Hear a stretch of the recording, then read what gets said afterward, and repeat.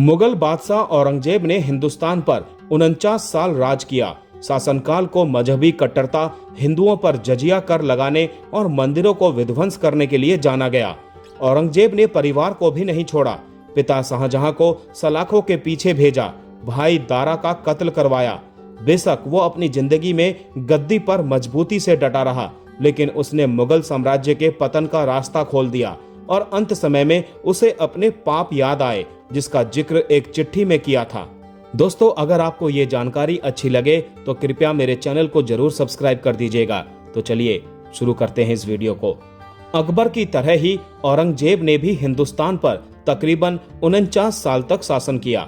हालांकि राज्य की सीमाओं के विस्तार के मामले में उसने अकबर को पीछे छोड़ा, लेकिन अकबर ने जहां सुदृढ़ शासन व्यवस्था और सुलह कुल के रास्ते चल मुल्क में अमन चैन कायम किया, उसके उलट औरंगजेब ने लगातार युद्धों में उलझकर मुल्क और खजाने की माली हालत बदतर कर दी। मजहबी कट्टरता, हिंदुओं पर जजिया कर और मंदिरों के ध्वंस की उसकी नीति ने बहुसंख्यक आबादी को नाराज किया। बेशक अपनी जिंदगी में वो गद्दी पर मजबूती से डटा रहा, लेकिन उसने मुगल साम्राज्य के पतन का रास्ता भी खोल दिया। तख्त ए ताउस की चाहत में पिता शाहजहां को कैद और रास्ते के कांटे 3 भाइयों दारा, मुराद और सुजा का बेरहमी से सफाया करने वाले औरंगजेब को मुगल इतिहास के सबसे निरंकुश शासक के तौर पर याद किया जाता है। पर वही औरंगजेब अपने आखिरी दिनों में खुद को कितना अकेला और असहाय पा रहा था, इसका हाल बेटों को लिखी उसकी चिट्ठियां और वसीयत बयान करती है। अपने बेटे आजम को औरंगजेब ने लिखा, बुढ़ापा आ गया है और कमजोरी बहुत बढ़ गई है, शरीर काम नहीं कर रहा, अकेला आया था और अकेला ही जा रहा हूँ। खुदा की इबादत के अलावा जो भी वक्त बिताया उसमें रंज के अलावा कुछ हासिल नहीं हुआ। ना सल्तनत पर सच्ची हुकूमत कर पाया और ना रियाया का ख्याल रख पाया। कीमती जिंदगी बेकार गई। ब्रिटिश म्यूजियम में उपलब्ध औरंगजेब के इस हस्तलिखित पत्र का मशहूर इतिहासकार यदुनाथ सरकार ने उस पर केंद्रित अपनी किताब में हवाला दिया है। आगे उसने लिखा, मेरा बुखार उतर गया है और पीछे रह गए हैं सिर्फ ये चमड़ी और ऊपरी भूसा। इस दुनिया में अपने साथ कुछ नहीं लाया था, पर अब साथ में पापों की गठरी ले जा रहा हूँ। पता नहीं कि मुझे क्या सजा मिलने वाली है, लेकिन खुदा से रहम की पूरी उम्मीद है। दूसरे बेटे कामबख्श को इसी दौरान लिखी एक अन्य चिट्ठी में भी उसने अपनी बेचारगी जाहिर की। आपस में झगड़ते बेटों और साम्राज्य के पतन की आशंका उसे परेशान किए हुए थी। उसने लिखा, हर मुमकिन कोशिश की, लेकिन किसी ने मेरी नहीं सुनी। खुदा को नहीं मंजूर था। अब कहने से क्या फायदा। जो पाप कुकर्म मैंने किए उसका बोझ खुद ही ले जाऊंगा। मेरे अंगों का हिलना चलना भी बंद हो गया है। जो सांस निकल जाती है उसके वापस आने की उम्मीद नहीं रही। तुम्हें और तुम्हारे बच्चों को खुदा के भरोसे छोड़ता हूँ।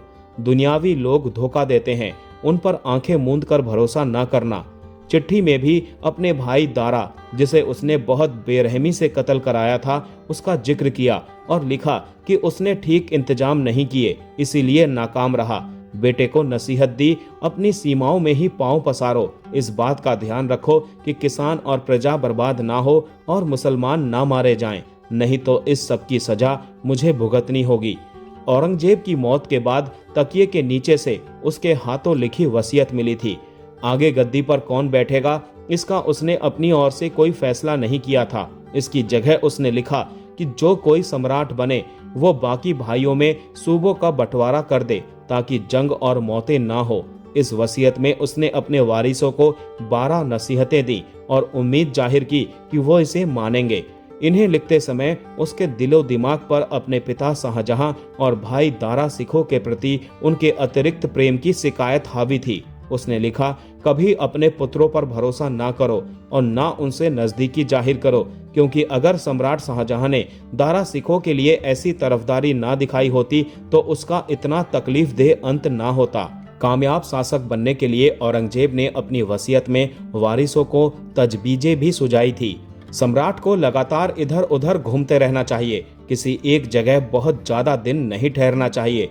एक जगह रुकने पर जाहिर तौर पर आराम मिलेगा, लेकिन 1000 मुसीबतें सिर पर आ पड़ेंगी। साम्राज्य के हर इलाके की हर खबर जल्दी से जल्दी जानकारी में आनी चाहिए। हमेशा चौकन्ना रहना जरूरी है। मेरी जरा सी लापरवाही से शिवाजी कैद से निकल भागा। उसके बाद मुझे आखिर तक मराठों से जूझना पड़ा।